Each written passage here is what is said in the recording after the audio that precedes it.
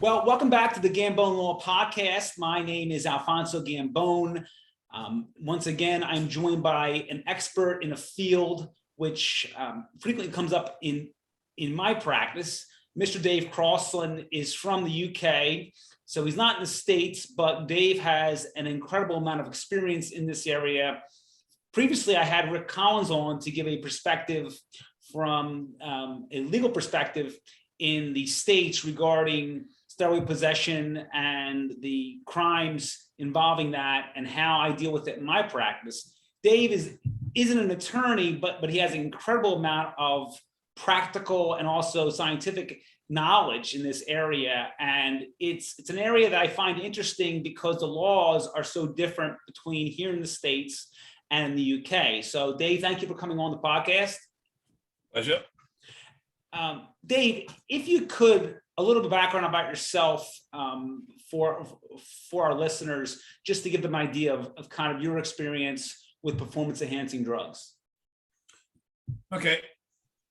I started personal use at 19. I proceeded till I was around 24. Very driven, very much focused on competitive bodybuilding. I had a very major pec detachment at 24, and with various other things going on with life and business and other things, I drifted away. I came back to training 15 years later, maybe. Was very, very fat. And I had, at the time, sort of thought I'd go into strongman. Did about 3 years training natural, then started to be assisted again. But it was very obvious a couple of cycles in that I was never going to make it as a strongman. I have a very poor grip. I have very short fingers and fat palms. And though I'm good on pressing, I can't hold things very well. And that's fundamental for any strongman. So a friend of mine who was a pro bodybuilder talked me into potentially competing again.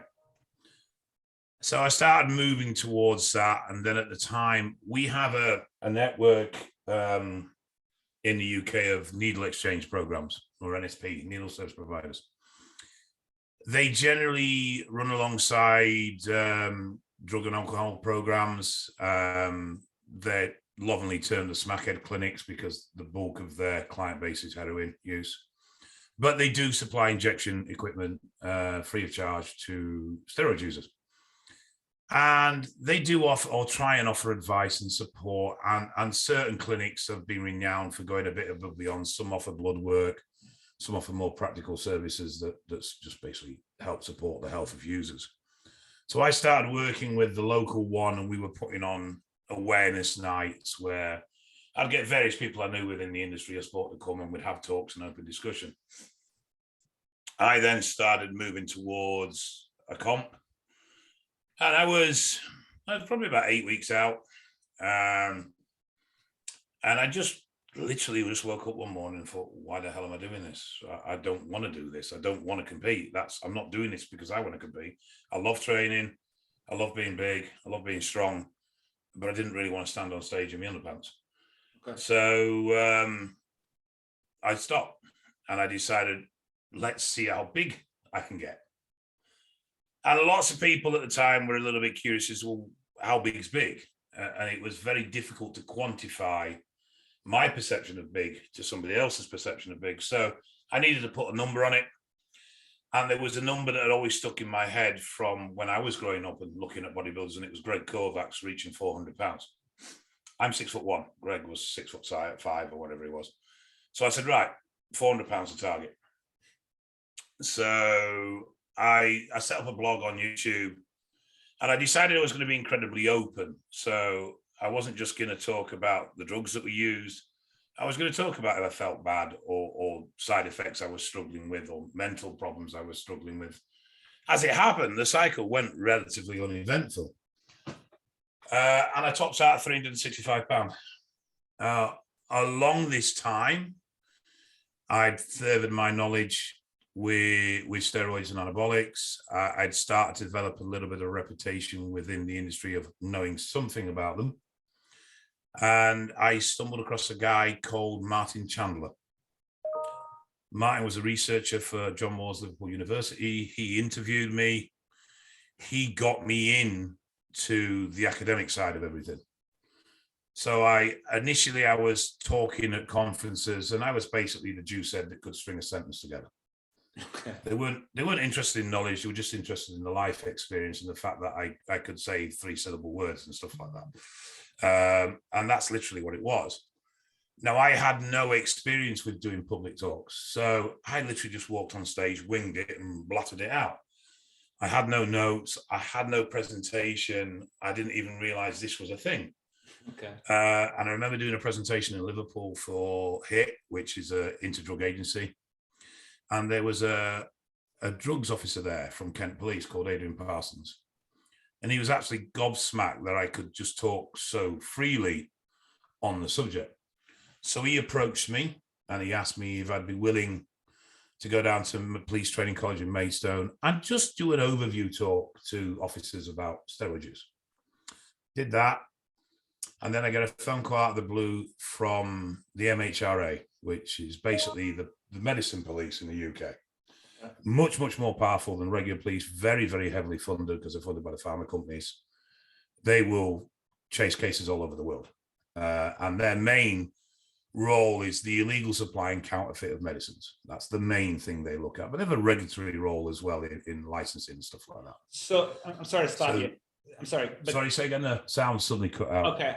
I'm sorry to stop you there. You said that this special police force that's in charge of, like, I guess, drugs there, they aren't funded by the government. They're actually funded by the pharmaceutical companies? They're funded a bit by both. They get a lot of support from pharmaceutical because they are policing the illegal or counterfeit trade of pharma products. Okay, that's fine. So they have very strong funding. Okay. And as a result of that, they have very good investigation because they can afford to do it. Okay. So they asked me to write my first court report. So in the UK, you can be a court-approved expert in a subject.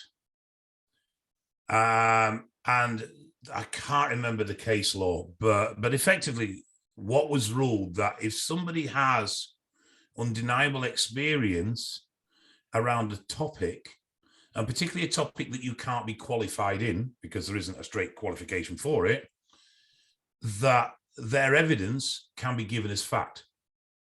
Okay. We have a similar law here, actually. It's similar here, actually, to some extent. So I did my very first case. I didn't know what I was doing. So they basically sent me a template and it was fill in the blanks, more or less. All right. So I wrote my first court report. They reviewed it, then sent me back. So at least I knew where I'd gone wrong and what I needed to do with it. And then they decided they weren't going to put me on the stand. Strangely, the defense then messaged me and said, would I go on the stand for them? So I ended up going on the stand as a defense expert witness against my prosecution expert witness statement. So I'm just out of curiosity, in this case, the statement that you wrote, I'm assuming it was it kind of almost pro-defense in the sense, in terms of the conclusions that you reached? I would imagine that the defense attorneys had concluded that your testimony would be helpful to them. So was it somehow exculpatory or just? So the basic essence of what I do is that I look at the evidence. I look at the argument depending on which side I'm on. So if I'm on the side of prosecution, I'll look at their proposed scenario and I just say that whether the evidence supports that scenario or not. Mm-hmm. And the same with defense. What the defense liked was the valuations, because the valuations were fair. And not deliberately, but a lot of police valuations are high because they use open source material like the internet, and internet websites are renowned for overpricing anabolic steroids. I drew conclusions, and I thought they were quite accurate conclusions, that he wasn't the level of dealer they thought he was, because there was a lot of communication between him and China, and he was effectively trying to get free samples. Mm. So he would throw arbitrary numbers out, and when he didn't get the price, he'd ask about another number, and it always followed up, oh, can you send me a sample? So I don't think he was the level that he was actually being accused of being. I understand. The problem was when he took the stand as a witness himself, he got caught out lying on several things, and he basically buried himself. But that launched me into being an expert witness. So now, in terms of being an expert witness, I would like to just to get into the fact that now here in the States, possession of anabolic steroids, and I'm going to include testosterone in there, but outside of TRT, where it's not prescribed by a doctor, there are very rare instances where a person can be in possession legally of anabolics. Doctors are permitted to write them in very rare situations, which I discussed with Rick Collins. But outside of those rare diseases, our laws here have taken the approach that after 1990, really, they've pretty much taken it out of doctors' hands. They've set it up so doctors, even if they believe that an anabolic were to provide some type of positive to a patient's well-being, they're almost not even permitted to even go there. So, I mean, it's gotten to a point where, and I talked to Rick Collins about this, that there's an argument to be made in the States that, you know, the doctors should be allowed to at least consider this type of treatment where it's warranted, and there are safeguards in place. Now, in the UK, it's my understanding that possession with regards to intent to deliver or distribute is illegal. Simple possession of these drugs, regardless of what it is, whether it be just to name a popular one, something like Trenbolone or Dianabol, that in and of itself, the possession by a user is not illegal. Is that, am I correct with that? Yes and no. So to be completely accurate, the general overview is that possession of anabolic steroids is not illegal. It is perfectly legal to possess. However, it is illegal to import, and it is illegal to supply. However, technically, we have two sets of legislation working here. So we have the 1971 Drugs Act, which lists anabolics as a Class C drug, but has the exemption clause that if they are for personal use, possession is allowed. But we also have the Medicines Act.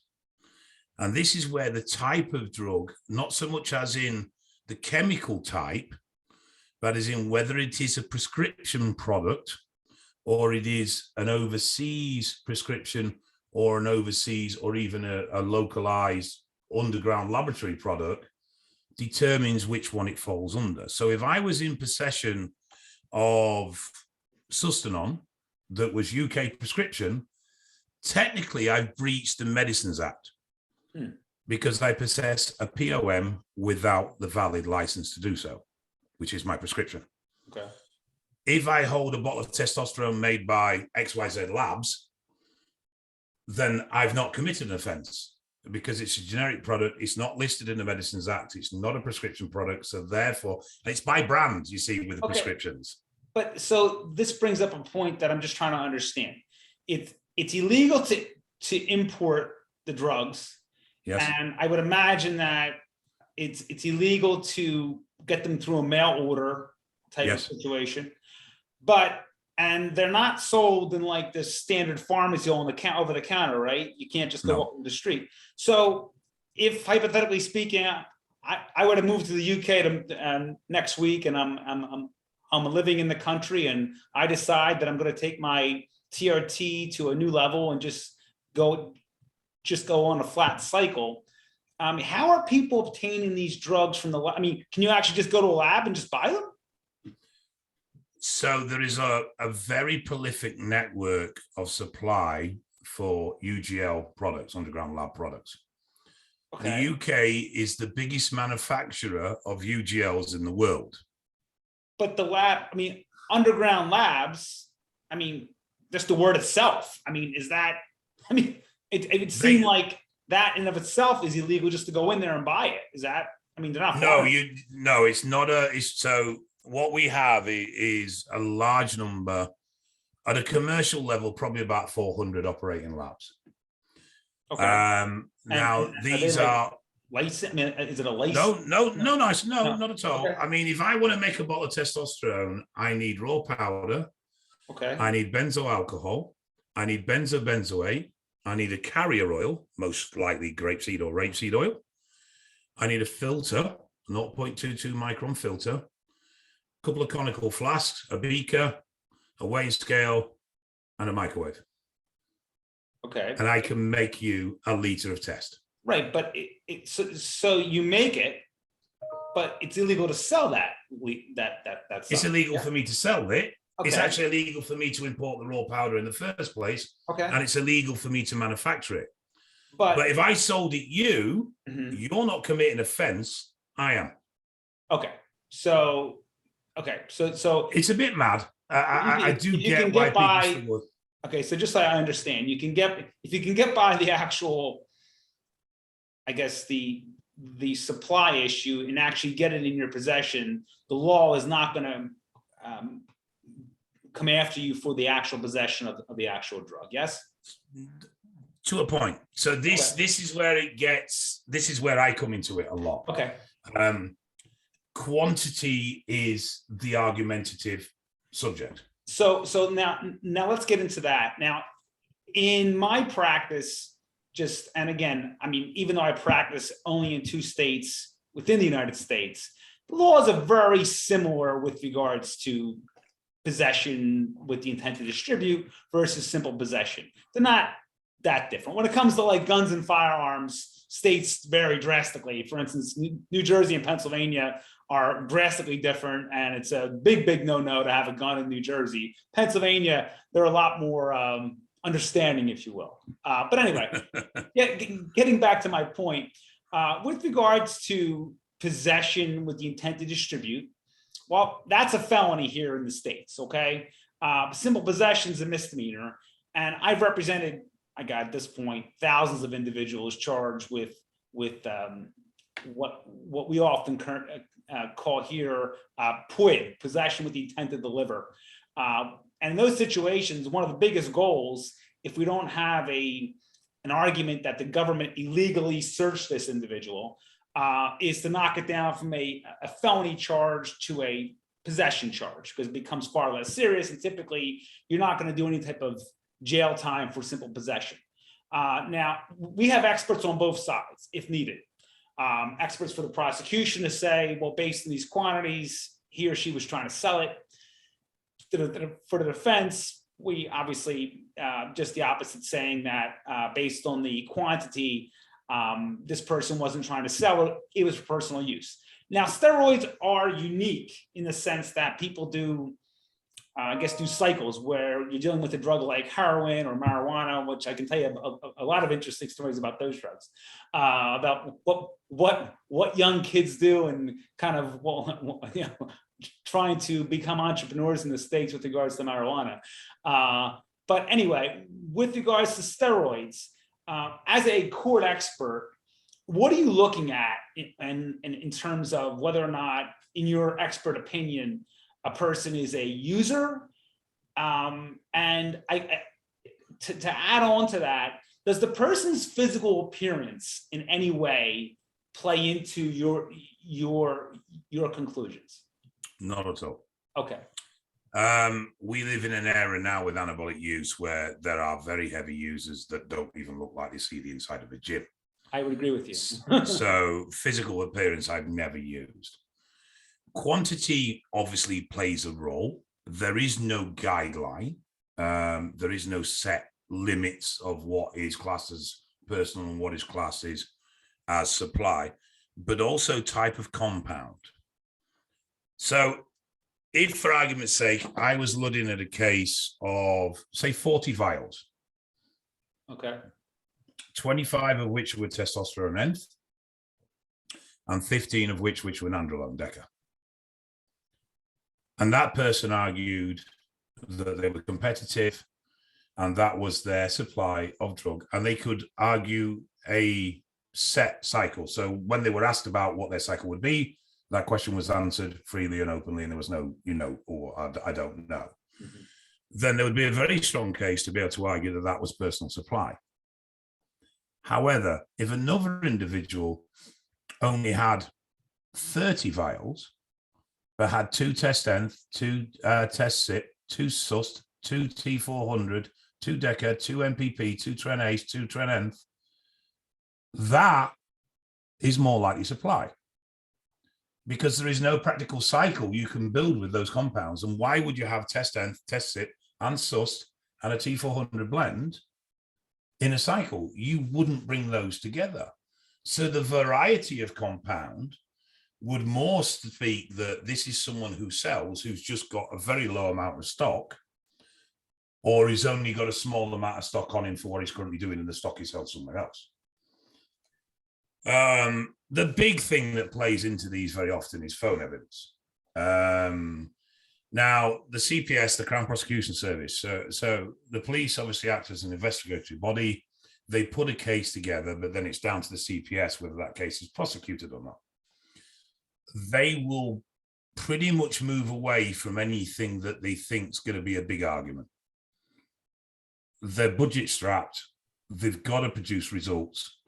And there's been a move over recent years to force police officers to hand in much more robust cases before the CPS will consider taking them. And the big thing that usually everything hinges around is usually mobile phone evidence. So text messages that will in some way indicate there's been a conversation about supply. So in terms of who the government is really going after, I would imagine that they're really looking at these, I guess, these larger suppliers who are really, and again, I guess so in terms of how aggressive the government is in prosecuting steroid distribution, can you comment on that? Is it just the large producers, or? There isn't really much drive from the government itself. So how our police forces work, we have regional police forces very similar to yourselves, and they're very independent of each other in how they enforce and operate. They have set funding, but they also have the ability to top their funding up. So we have POCA, Proceeds of Crime Order. With a Proceeds of Crime Order, a portion of the money recovered will actually go to the police. So if I remember rightly, half goes to the government. The half remaining is split, a third to the court system that processed, a third to the CPS that prosecuted, and a third to the police force that investigated. So that the police do like cases that generate funding for very obvious reasons. It helps fund their police force. There isn't a big drive currently from the government. In fact, the government doesn't really want to look at the problem. I advise the ACMD, which is the Advisory for Council for Misuse of Drugs, so they set government policy on law. And the general consensus at the moment is we just need to leave this alone. We don't really know what we're doing with it. Generally, because the police don't understand the subject, they don't really understand what they're looking at, they will tend to avoid it. So the vast majority of steroid prosecutions actually arrive from an investigation into some other matter. Okay. And they stumble across what's going on. They do target to an extent, but it's not very active. That is slowly starting to change, though. So the police are beginning to realize that the financial aspects of underground lab production and the volume at which they can trade and make money is easily on par, if not supersedes, the same volume and weight that cocaine sales would do. And in general, the steroid supply chain in the UK has really benefited from a lack of interest.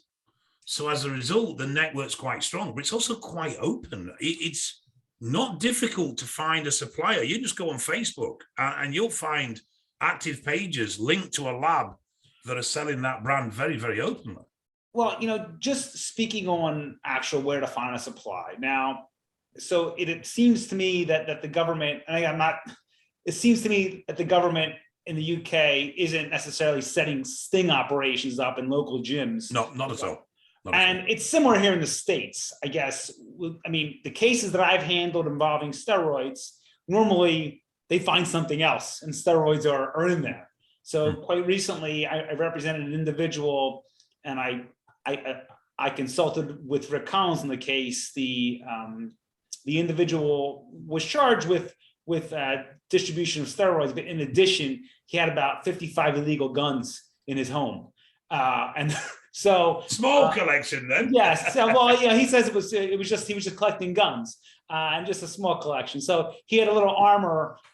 So the federal authorities in the states, the reason why he actually was ultimately, I guess, caught was because he was buying pieces of weapons online. And one of the individuals that he was buying from, he decided not to pay. And that individual happened to be a retired police officer in a different state. And he made some phone calls and they anyway. But with regards to actual supply, here in the States, I mean, it's very similar, I think. The government's not looking in gyms for suppliers. And I can think back to when I was younger and I was a kid working out in like a local gym, which was considered a hardcore bodybuilding gym. And I listened to the podcast that you have with Scott McNally, and you talk about the gym that you grew up in.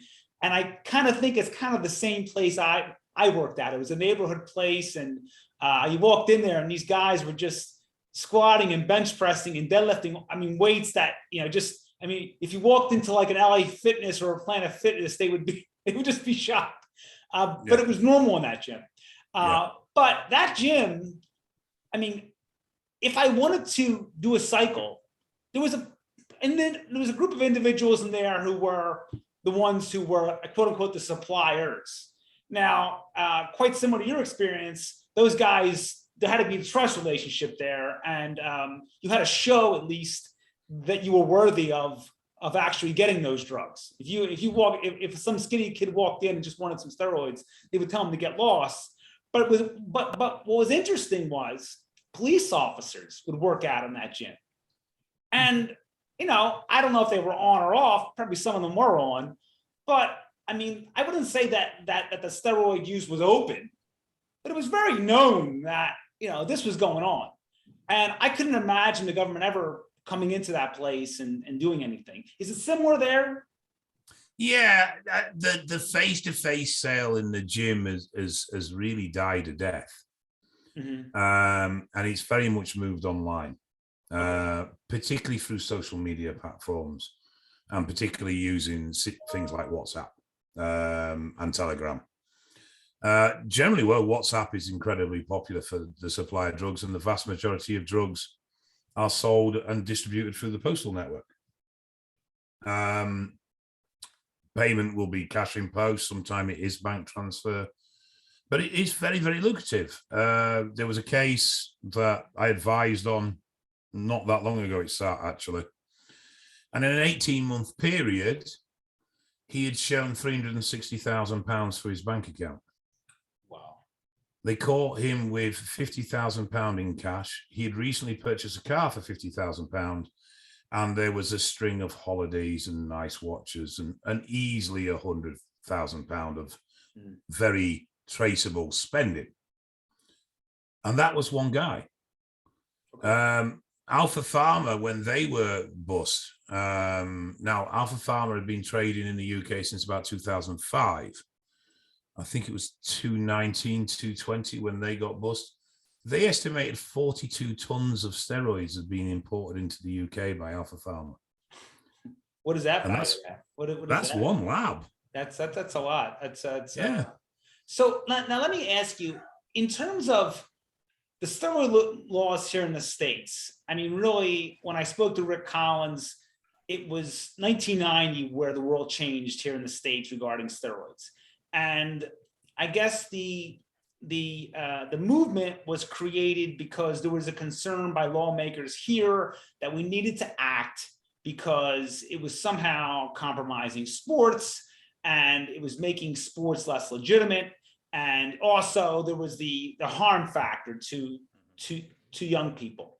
And if we didn't act, we were going to have these raging lunatic steroid users and doing all types of things and harming themselves. So, and again, I think this was my original point with regards to laws here.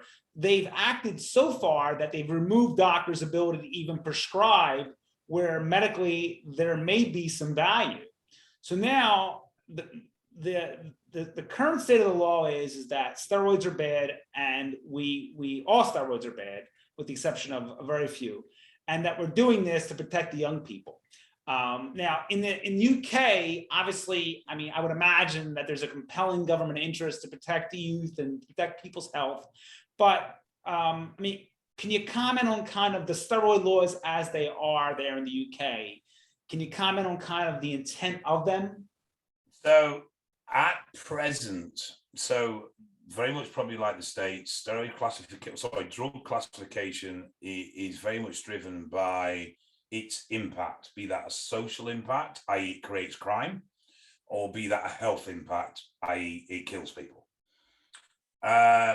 Because of a lot of the health problems associated with steroids are never actually recognized, in the sense that a steroid user will go to hospital having a heart attack and he will never confirm that he uses steroids, so the two are never linked.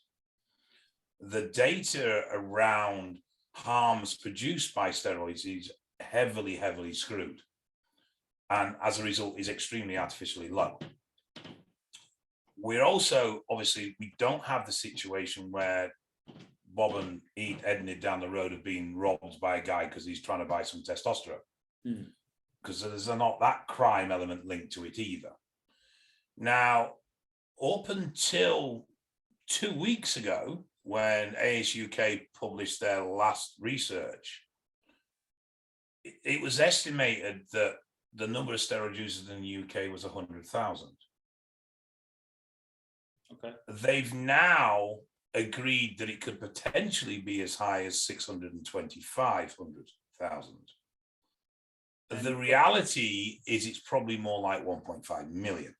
And what's the population of the country, just so I understand? 65, 66 million. Okay, so we are genuinely starting to look at about 1 in 30 population. If you divide that into male and female, you're probably looking more 1 in 15 use anabolics.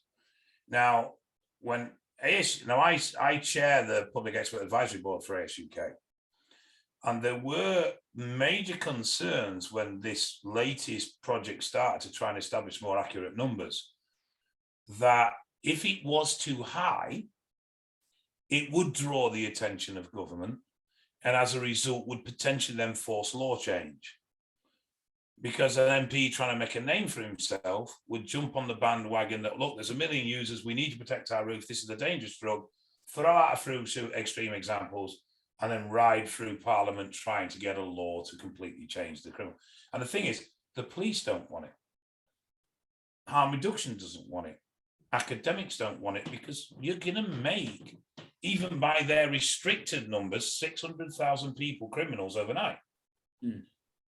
Medically, TRT over here from the National Health Service, and bear in mind, obviously, we have a hybrid system of we have national health and we have private practice as well. The National Health Service, you would have to record in NGDL levels of about 50 before they'd start talking to you about giving you TRT. Wow. They are incredibly strict about dishing it out. Private practice is very similar to the States. They'll listen more to how you feel and less to what your actual numbers are. So, and private practice TRT is growing massively over here. It's definitely a boom industry. Right. Yeah. Yeah. I do think it's going to face some legislation shortly, because it is. There are people that have been quite reckless with the practice. I had someone through our blood works this week whose clinic is pushing these levels quite high. Now, UK, I know in the States running high is quite popular and it's quite regularly done, but it's not practiced over here. Well, that is very much out of the norm to run high over here from a medical point of view. well, and then one issue that I would like to discuss with you is you take a drug like in the States, like heroin, okay? And one of the reasons why heroin prosecutions have gotten so aggressive is because a lot of the heroin being brought in now is laced with fentanyl, which is killing people. Mm-hmm. And I've been involved in a number of cases where the dealer is not only charged with distribution, but they're actually charging them with a degree of murder here. With it's a drug delivery resulting in death.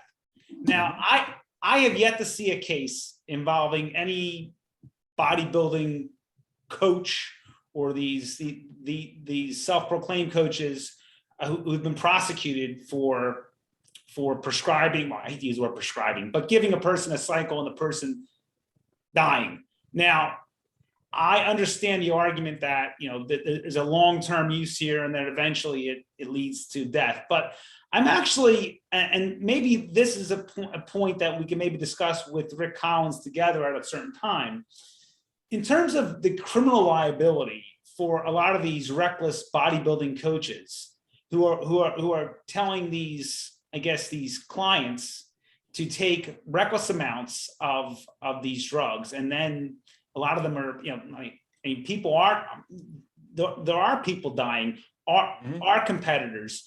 I'm actually surprised that I have yet to see a case here in the States of one of these coaches being prosecuted for something like that. Yeah, I mean, the thing is, so it's a bit strange over here, and I don't know if it reflects the same in the States. I sit in a really weird position because a lot of what I do is advice around drug use and levels of usage and what to do to reduce harms and such like. If I had any sort of medical qualification, I would be liable for prosecution because I am a practitioner with a medical license or a medical qualification. Because I have none, that diminishes, in the law anyway over here, a large amount of responsibility as long as I can prove I've acted in the best of my knowledge and I've not acted recklessly. Right, but if it was a situation where it can be proven that you were both the supplier of knowledge and the supplier of a drug, and you were prosecuted as the supplier, well, then I would think that you could be prosecuted. And again, I'm not using you as an example. I'm just trying to No, I get that. I mean, that's why I think, you know, to me, again, if a person, and again, this is an argument we use from the defense standpoint, that there's a group of individuals and they're all sharing heroin, okay? And one of the users, the prosecution says, well, he was beyond the user. He was actually telling them to use this or take that. Well, he wouldn't be prosecuted for drug delivery resulting in death. But if it could be shown that he brought the drugs to the party and he was actually, some compensation was exchanged, or some type of whatever form of compensation, well, then at that point, he is a drug dealer and he gave them the drugs and it resulted in their death. And then I've actually had one case like this where unfortunately the young man, the victim in the case, did die, and I was representing the alleged dealer, and we ended up doing a plea where he didn't plead to the the delivery resulting in death, but he pled to the actual sale, and it was a far less of a criminal penalty. But that's where I see that that's kind of where I was going with it. We've had cases of fatalities linked to DMP. Mm-hmm. And the supplier of the DMP has been charged with manslaughter or corporate manslaughter, effectively. I understand. So yeah, please. So yeah, we've never seen it off steroids, and I think the thing is with steroids is you don't get like with heroin, even cocaine to an extent, and particularly with something like DMP, you get an overdose scenario that causes death. With anabolics, you tend to get the development of a medical problem that causes death.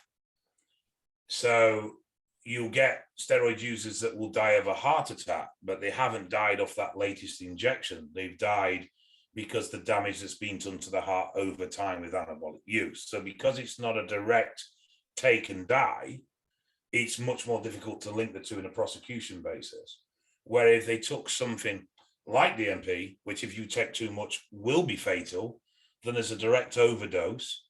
If they hadn't taken that drug at that point, they wouldn't have died. Then there has been prosecutions related to that. I even remember a prosecution of a supplier of SARMs and peptides, and they went particularly hard on him because he was selling Cardarine. And Cardarine had an academic history in study of causing cancer. So now, in terms of penalties, if you could speak on that. I mean, here in the States, again, a lot of it has to do with quantity in terms of what you're trying to move, and also prior criminal history, and also harm to the, what the victims look like. I mean, obviously, if you had obviously, fatality is a major issue. But so the combination of sentencing here in the States has to do with prior criminal history, quantity of the drug, and then effect on the victims. And in some situations, the prosecution, if they're really aggressive, will actually bring the victims in, or in the case of a death, which are awful cases, they will bring in the victim's loved one, the mother, the father, to speak about, how the loss has affected the family, and those, that's what you want to try to avoid as a defense lawyer, because once the judge hears that, they really want to just sentence the person to a substantial amount of time. Is that how it works in the UK in terms of sentencing? Generally, sentencing is based along sentence guidelines, which will, and they work in line with value. So the quantity, the value of the quantity, but they also work in line with position. So where the individual sat in the hierarchy of supply. Okay. So we have significant 1, we have level 2, we have level 3. I understand. So a level 3 supplier is basically your street supplier. Okay. A level 2 supplier is more of a wholesaler, and a level 1 supplier is someone at the top of the tree that's managing whatever's going on. So they're all elements of which that play into the sentencing. Okay. Previously, steroids have always got an easy ride. And I know people that have been prosecuted for substantially large amounts of drugs, numbering into the 100,000 plus in value, and they've got non-custodial sentences. That's now changing. Okay. So the gentleman that I spoke to you of earlier that did the 360,000 through his bank account in 18 months, he got 4.5 years. Now, in terms of that sentence, does he serve all 4.5 years, or is it parole? So our magic threshold is 4 years. Okay. Less than 4 years, 50% out, job done. Okay. 4 years or more, parole at halfway. If not accepted, then you do 3/4 or 2/3. I can't remember exactly, and then you're out. Okay.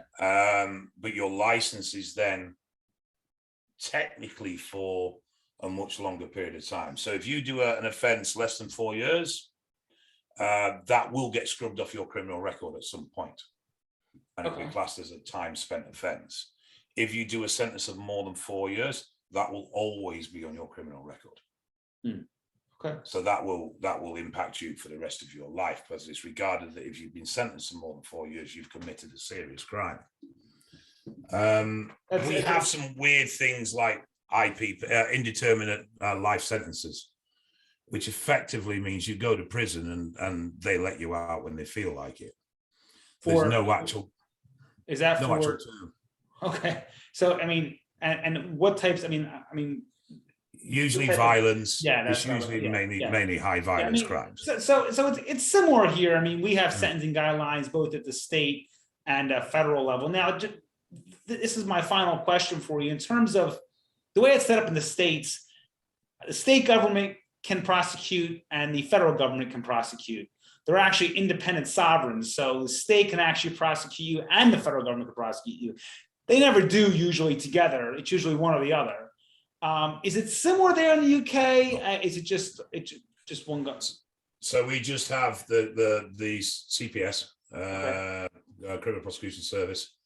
So the police will enforce the law.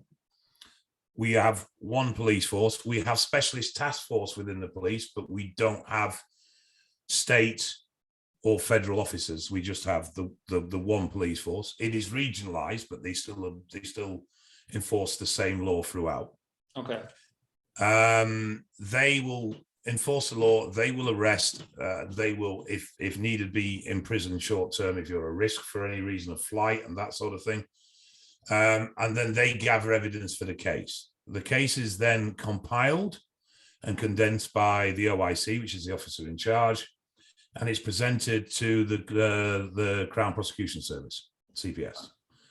They then make the decision based on the police case that's been put forward, whether there is a prosecution worth pursuing. Now, where we are a bit strange is Scotland has a slightly different legal system to England, Ireland, and Wales. And Scotland have this clause of it's not in the public interest. And effectively, cases will get kicked in Scotland if the cost of prosecution outweighs the benefit to the greater public. Okay, that's interesting. So for argument's sake, if it's going to cost several £1,000s to take you to court and the outcome is going to be a £50 fine, they more than likely won't bother doing it. Because the argument is it's not worth it, because we spend all this money, we get nothing back, and it doesn't really change anything. So you find out with minor crimes, things that are not so much stuff like burglary, things like that, but it might be, that your dog's messed up and bit someone when it shouldn't have done and things like that. And you've since had the dog destroyed. So the dog's no longer around. There's no real benefit to prosecuting you. It's not going to change what's happened, and it's not going to stop it happening again because you no longer have a dog anyway. Okay. So then the argument is, well, there's no reason to prosecute that individual because what the prosecution would have done has already been done. The animal's been destroyed, the risk has been removed. So you get bits and bats like that. But it's the Crown prosecution make the decision, and then obviously it goes to trial. The evidence is then served on the defendant, and the defendant then obviously gets their legal team and starts to work on their defense. Okay. And the same, I think the States probably has more litigation around not being due process and technicalities within law not being executed correctly. That is probably takes up more of the casework than it does over here. Though we still have those sort of challenges, they're not as frequent. And it does seem that very often within American law, there is quite simply argument to be had that the case goes nowhere because the police officer's done something wrong, or this particular procedure's not been followed correctly, or it's not quite that. Yeah, that argument is normally an illegal search and seizure of something, or we would argue that the person's rights have been violated both under the state and United States Constitution. Typically, the amendments that we would cite would be the 4th and 14th Amendment to the U.S. Constitution, and then every state has their own constitution. Which, for instance, Pennsylvania, it's like Article 1, Section 8 of the search and seizure laws. But again, that is interesting.